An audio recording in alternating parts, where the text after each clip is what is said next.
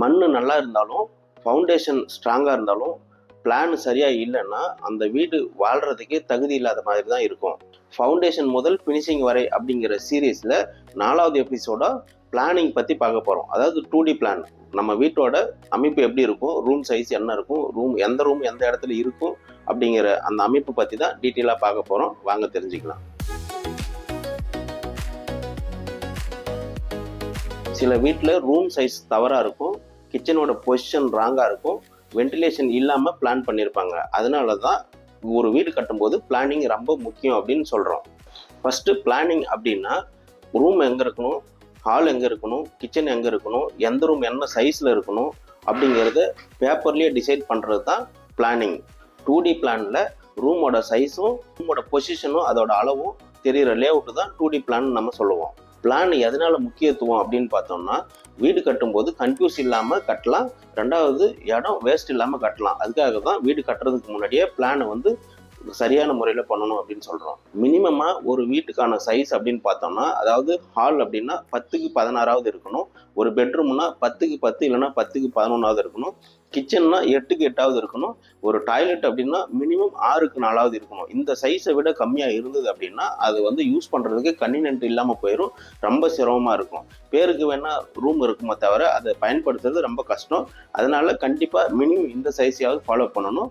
அதை விட ரொம்ப முக்கியமானது, எல்லா ரூமுக்கும் வென்டிலேஷன் ஏர் சர்க்குலேஷனும் இருக்கிற மாதிரி அந்த அமைப்பை வந்து செட் பண்ணணும். கண்டிப்பாக கிச்சனுக்கு வந்து 2 ஜன்னல் வர மாதிரியும் பெட்ரூமுக்கு 2 ஜன்னல் வரணும். அதே மாதிரி ஒரு டாய்லெட் அப்படின்னா அதுக்கு வென்டிலேஷன் இருக்கணும். இது எல்லாம் இருந்தால் மட்டும்தான் வீட்டுக்குள்ளே வெளிச்சமும் நல்லாயிருக்கும், ஏர் சர்க்குலேஷன் நல்லாயிருக்கும். கம்பல்சரி எல்லா ரூமுக்கும் 2 ஜன்னல், அதாவது வந்து கிராஸ் வென்டிலேஷன் வர மாதிரி பிளான் செட் பண்ணணும். இந்த மாதிரி எல்லாம் நம்ம பண்ணணும் அப்படின்னு சொன்னால் நாம் இடம் வாங்கும் போதே மினிமமாக ஒரு 30க்கு 40ஆவது சைட் இருக்கணும். அதாவது வந்துட்டு சிலர்லாம் என்ன பண்ணுவாங்க அப்படின்னு சொன்னால், ஒரு 1000 ஸ்கொயர் ஃபீட் 1500 ஸ்கொயர் ஃபீட்னு மொத்த ஏரியா மட்டும்தான் பார்ப்பாங்களே தவிர, அதாவது அதோட நீள அகலம் என்னங்கிறத பார்க்க மாட்டாங்க.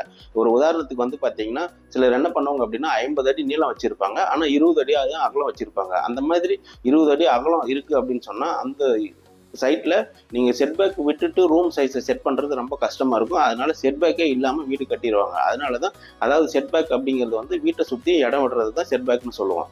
இந்த மாதிரி சுற்றி இடம் இல்லாமல் வீடு கட்டும்போது வீட்டுக்குள்ளே சுத்தமாக வென்டிலேஷனும் இருக்காது, ஏர் சர்க்குலேஷன் இருக்காது.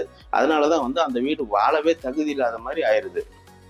அதனால் கண்டிப்பாக இடம் வாங்கும்போது நீளம் எவ்வளோ இருக்கோ அதே மாதிரி அகலத்தையும் நம்ம வந்து கண்டிப்பாக ஃபாலோ பண்ணணும். அதாவது ஒரு சைட்டுக்கு மினிமமாக ஒரு இடத்துல நம்ம வந்து வீடு கட்டுறோம் அப்படின்னு சொன்னால் அதில் ஒரு அளவுக்கு கன்வீனியண்ட்டாக கட்டணும்னா மினிமமாக 30க்கு 40ஆவது இருக்கணும். அப்போ தான் வந்து நம்ம வீட்டை சுற்றி இடத்த விட்டு நம்ம வீடு கட்ட முடியும். அந்த வீடு தான் அட்லீஸ்ட் வாழ்கிறதுக்கு தகுதியான வீடாக இருக்கும். இந்த மாதிரி நீங்கள் அதாவது வந்துட்டு காஸ்ட் அதிகமாக இருக்குது, இடத்தோட காஸ்ட் அதிகமாக இருக்குது அப்படின்னு சொன்னால் இன்னும் 2-3 கிலோமீட்டர் தள்ளி போய் கூட இடம் வாங்கலாம்.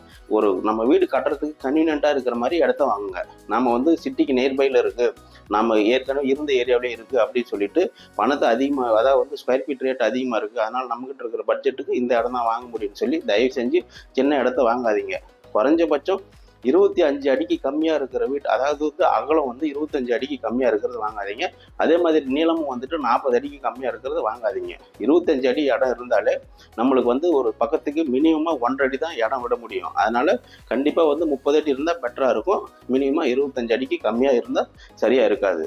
அதே மாதிரி ஒரு வீடு பிளான் பண்ணும்போது அந்த வீட்டில் நம்ம வந்து இப்போதைக்கு நம்மக்கிட்ட பட்ஜெட் கம்மியாக இருக்குது, நம்ம வந்து கிரவுண்ட் ஃப்ளோர் மட்டும்தான் கட்ட போகிறோம், கீழே மட்டும்தான் கட்டுறோம் அப்படின்னு சொன்னால் நம்ம ஃப்யூச்சரில் வந்து மேலே கட்டுற மாதிரி இருக்கும் சூழ்நிலைகள் உருவாகலாம். அதனால் எப்போவுமே நம்ம கீழே கட்டும்போது மேலே வந்து எந்த மாதிரி கட்ட போகிறோம், சப்போஸ் கட்டினா எப்படி கட்டுவோம் அப்படிங்கிறதையும் பிளான் பண்ணி தான் கிரவுண்ட் ஃப்ளோரை வந்து செட் பண்ணணும். ஏன்னா அப்போ தான் மேலே கட்டும்போது எந்த கரெக்ஷனும் இல்லாமல், அதாவது ஆல்ட்ரேஷன் இல்லாமல், வேஸ்ட் செலவு இல்லாமல் நம்ம கட்ட முடியும். அதையும் நம்ம வந்து மைண்டில் வச்சுக்கணும். அதே மாதிரி ரொம்ப முக்கியமானது, ஒரு வீட்டோட பிளான் போடும்போது பிளானை வந்து கண்டிப்பாக போட்டுட்டு தான் வேலை செய்யணும். இந்த காலத்துலேயுமே நிறைய பேர் வந்து பிளானே இல்லாமல் வேலை செய்கிறாங்க. சும்மா வந்து இந்த ரூம் இந்த அளவு அப்படின்னு சொல்லி மார்க் பண்ணிவிட்டு கடைசியில் மீதி இருக்கிற இடத்துல வந்து படிக்கட்டையும் போர்ட்டிக்காவையும் வச்சுக்கிறாங்க. இது வந்து ரொம்ப ரொம்ப தவறான விஷயம். ஏன்னு கேட்டால் ஒரு வீட்டுக்கு ரொம்ப முக்கியமானது பார்க்கிங், படி, எல்லா ரூமுமே ரொம்ப முக்கியம்தான். அதை விட ரொம்ப ரொம்ப முக்கியமானது போர்ட்டிக்காவும் படிக்கட்டு ஏரியாவும் தான் ரொம்ப முக்கியம். அதனால் அதுக்கு ப்ரிஃபரன்ஸ் கொடுக்கணும். அதே மாதிரி எல்லா ரூமுக்கு கிராஸ் வென்டிலேஷன் வர மாதிரியான ப்ரிஃபரன்ஸ் கொடுக்கணும். இது எல்லாத்தையும் நம்ம எப்போ டிசைட் பண்ணணும்னு சொன்னால், நம்ம பிளான் போடும்போதே இது எல்லாம் கரெக்டாக இருக்கா. அதாவது படிக்கட்டுக்கு வந்து பார்த்திங்கன்னா மினிமம் 6 அடி அகலம், 10 அடி நீளம் இருக்கணும். இதை விட கம்மியாக இருந்ததுன்னா அந்த படியை வந்து யூஸ் பண்ணுறதுக்கு கன்வீனியன்ட் இல்லாமல் போயிடும். அதே மாதிரி போர்ட்டிகோவுக்கு வந்து பார்த்தீங்கன்னா மினிமம் 10 அடி அகலம், நீளம் தான் நம்மளுக்கு வந்து அதிகமாக இருக்கணும். அது நீளம் வந்து பார்த்தீங்கன்னா ஒரு 14 அடி இருந்தால் தான் சின்ன கார் நிறுத்த முடியும். ஒரு பெரிய கார் நிறுத்துற மாதிரி வேணும் அப்படின்னு சொன்னால் மினிமம் 16 to 17 அடி நீளம் இருக்கணும். நிறைய வீட்டில் என்ன பண்ணுவாங்கன்னா நீளத்தை கம்மியாக வச்சுட்டு அகலத்தை அதிகமாக வச்சுருவாங்க. இது எல்லாத்தையுமே நம்ம வந்து பார்த்தீங்கன்னா பிளான் போடும்போதே செட் பண்ணணும், செட் பண்ணலாம். இது அதாவது ப்ராப்பராக தெரிஞ்சவங்களா இருந்தால் கரெக்டாக செட் பண்ணி தருவாங்க.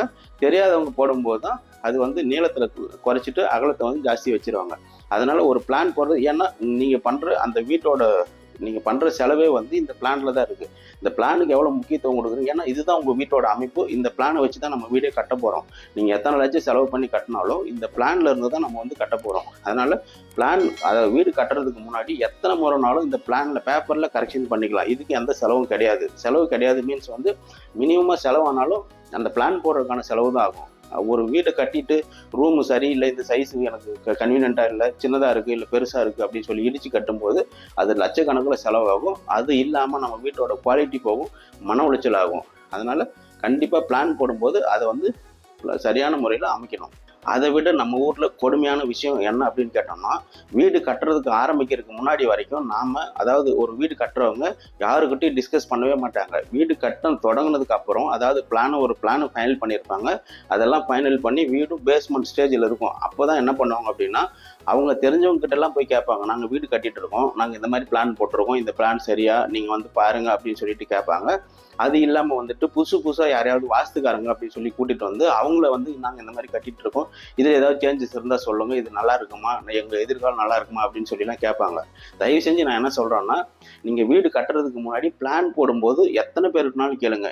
நீங்கள் எவ்வளோ பேர் உங்கள் சொந்தக்காரங்களாக இருக்கட்டும், ஃப்ரெண்ட்ஸாக இருக்கட்டும், வாஸ்துக்காரங்களாக இருக்கட்டும், எவ்வளோ பேர்கிட்ட கேட்கணும்னு நினைக்கிறீங்களோ அத்தனை பேர்கிட்டையும் பிளானில் கரெக்ஷன் பண்ணுங்கள். தயவு செஞ்சு வீடு கட்ட ஆரம்பித்ததுக்கப்புறம் யாருக்கிட்டையுமே கன்சல்ட் பண்ணாதீங்க, யார் சொல்கிற கரெக்ஷனையும் ஏற்றுக்காதீங்க. ஏன்னா அந்த மாதிரி பண்ணும்போது உங்களோட சாட்டிஸ்ஃபேக்ஷனுக்கும் வீடு இருக்காது. ப்ளஸ் வந்து பார்த்தீங்க அப்படின்னா அது வாழ்கிறதுக்கு கன்வீனியண்ட்டாக இல்லாமல் ஏதோ நாம் ஒரு பிளானில் ஆரம்பித்து அது ஏதேதோ வேலையை செஞ்சு, அதாவது ஆல்ட்ரேஷன் மாற்றி பண்ணி அந்த ரூமும் கன்வீனியண்ட்டாக இல்லாமல் நமக்கு செலவும் ஜாஸ்தியாகி வீடும் ஸ்ட்ரென்த்து குறைஞ்சிரும். நீங்கள் மாற்றி இடித்து கட்டும்போது நிறைய, அதாவது நாம் போட்ட எஸ்டிமேட்டை விட 1.5 மடங்கு ஜாஸ்தி செலவாயிருக்கும். ப்ளஸ் வந்து அந்த வீட்டோட அமைப்பும் சரியான முறையில் இல்லாமல் போயிருக்கும்.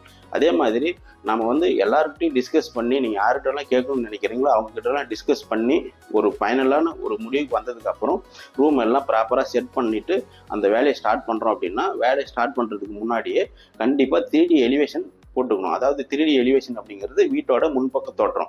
நம்ம வீடு எந்த மாதிரி இருக்கும், கட்டி முடிச்சதுக்கப்புறம் நம்ம வீட்டை பார்த்தா எந்த மாதிரி இருக்கும், எவ்வளோ அழகாக இருக்கும் அப்படிங்கிறத டிசைட் பண்ணுறது தான் எலிவேஷன். அந்த எலிவேஷனை வந்து பிளான் ஃபைனல் பண்ண உடனே வேலை ஆரம்பிக்கிறதுக்கு முன்னாடி எலிவேஷன் போடுங்க. எலிவேஷன் போட்டால் தான் அந்த எலிவேஷன் டிசைனை வந்து வீடு கட்டும்போதே ஸ்ட்ரக்சரை வந்து ஸ்ட்ராங்காக கொண்டு வர முடியும். நிறைய பேர் வீடை கட்டிட்டு காங்கிரீட், அதாவது வந்து ரூஃப் ஸ்லாப் காங்கிரீட் போட்டதுக்கப்புறம் தான் என் வீட்டுக்கு வந்து எலிவேஷன் வேணும் அப்படிங்கிறது தெரிஞ்சுக்கிறாங்க. நிறைய பேர் அப்படி தான் நினைக்கிறாங்க. எலிவேஷன் அப்படிங்கிறது ஃபைனல் ஒர்க்கு. காங்கிரீட்லாம் போட்டதுக்கப்புறம் ஃபினிஷிங் பண்ணும்போது, பிளாஸ்டரிங் பண்ணும்போது, பூச்சி வேலை பண்ணும்போது பண்ணுறது தான் எலிவேஷன் அப்படின்னு நினைக்கிறாங்க. அதாவது முற்றிலுமே அது தவறான விஷயம்தான். கண்டிப்பாக நம்ம ஸ்ட்ரக்சர் கீழே இருந்து கட்டும்போதே எலிவேஷனையும் சேர்த்து கூடவே கொண்டு வரணும். சில இடத்துலலாம் வந்து ஸ்லாப் ப்ரொஜெக்ஷன் ஆகிருக்கும். அதனால் கண்டிப்பாக எந்த இடத்துல அதாவது வந்து 7 ஃபீட் லெவலில் ஸ்லாப் வெளியில் வரணுமா, இல்லை 10 ஃபீட் லெவலில், அதாவது ரூப் லெவலில் வெளியில் வரணுமா, லிண்டல் லெவலில் வெளியில் வரணுமா அப்படிங்கிறது எல்லாமே வந்து பார்த்திங்கன்னா நம்ம ஃபஸ்ட்டு எலிவேஷன் பண்ணியிருந்தால் மட்டும்தான் தெரியும். அதனால் கண்டிப்பாக பிளானை ஃபைனல் பண்ண உடனே அடுத்தது நம்ம பண்ண வேண்டியது எலிவேஷன். அதனால் அதையும் ஃபைனல் பண்ணிவிட்டு அப்புறமா வீட்டு வேலையை தொடங்கணும் அப்படின்னு சொன்னால் வேலையும் தடங்கள் இல்லாமல் நாம் பிளான் பண்ண மாதிரி அந்த குறிப்பிட்ட காலத்துக்குள்ளே கட்டி முடிக்க முடியும். அதே மாதிரி பட்ஜெட்டும் நாம் பிளான் பண்ண காஸ்ட்டுக்குள்ளேயே முடியும். அதை விட முக்கியமானது, நாம் எந்த மாதிரி கட்டணும்னு நினச்சோமோ அந்த வீடு முழுமையாக திருப்தியாக கிடைக்கும். அதை விட்டுட்டு எந்த பிளானுமே பண்ணாமல், இல்லை பிளான் பண்ணி கட்ட ஆரம்பித்ததுக்கப்புறம் ஒவ்வொருத்தருக்கிட்டையும் சஜஷன் கேட்டு நம்ம கட்டணும் அப்படின்னு சொன்னால் இது திருப்தி இல்லாத வீடு. ப்ளஸ் வந்து பார்த்திங்கன்னா செலவும் அன்வான்டாக நிறைய செலவாயிருக்கும். அதனால் கண்டிப்பாக வீடு கட்டுறதுக்கு முன்னாடி பிளான் பண்ணி, இன்னும் சொல்ல போனால் சைட்டு வாங்குறதுக்கு முன்னாடி இந்த சைட்டில் வந்து எந்த மாதிரியான பிளான் பண்ணலாம், நம்ம ரெக்குவயர்மெண்ட்டுக்கு தகுந்த மாதிரி இந்த இடத்துல நம்ம வந்து வீட்டை கட்ட முடியுமா அப்படிங்கிறத தெரிஞ்சுக்கிட்டு இடத்த வாங்கினீங்க அப்படின்னா இன்னும் சிறப்பாக இருக்கும். அதனால கண்டிப்பாக ஒரு பிளான், உங்களுக்குள்ள ஒரு கனவு வீடு அப்படிங்கிறது ஒரு மைண்ட்லேயே வச்சுருப்பீங்க. அதனால் உங்கள் ஃபேமிலிக்கும் வந்து இந்த மாதிரி தான் நம்ம வீடு இருக்கணும் அப்படிங்கிற ஒரு ஐடியா இருக்கும். அதனால் கண்டிப்பாக அதை தெரிஞ்சுக்கிட்டு இடத்த வாங்குங்க. இடம் வாங்கினதுக்கப்புறம் உங்களோட அந்த கனவு வீட்டை பேப்பரில் பிளான் பண்ணிவிட்டு அதுக்கப்புறமா வேலை செஞ்சீங்க அப்படின்னு சொன்னால் நீங்கள் எதிர்பார்த்த மாதிரி சிறப்பான ஒரு வீட்டை கட்டலாம். இந்த வீடியோ ரொம்ப யூஸ்ஃபுல்லாக இருக்கும். சேவ் பண்ணி வச்சுக்கோங்க. புதுசாக வீடு கட்டணும்னு நினைக்கிறவங்களுக்கு ஷேர் பண்ணுங்கள். இந்த மாதிரியான டெக்னிக்கல் டிப்ஸ் நிறைய வேணும் அப்படின்னு சொன்னால் நம்ம சேனலை ஃபாலோ பண்ணுங்கள், சப்ஸ்கிரைப் பண்ணுங்கள். நன்றி. நான் சசிகுமார், சிவில் இன்ஜினியர்.